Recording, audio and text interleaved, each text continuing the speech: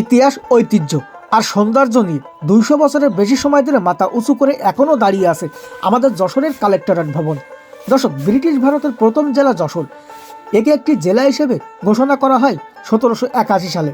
এর অধীনে ছিল খুলনা, ফরিদপুর, পাবনা, নদিয়া ও 24 পরগনা জেলার বেশিরভাগ এলাকা।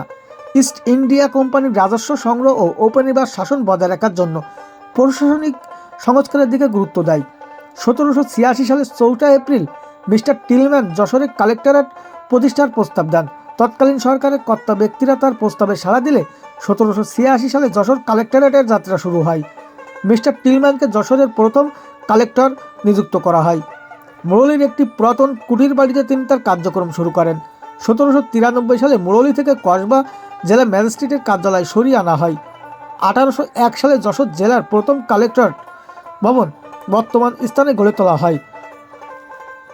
1885 সালে বর্তমান ভবনটি একতলা নির্মাণ করা হয়। 360 দরজার এই ভবনটি ছিল তৎকালীন বাংলার দীর্ঘতম ভবন।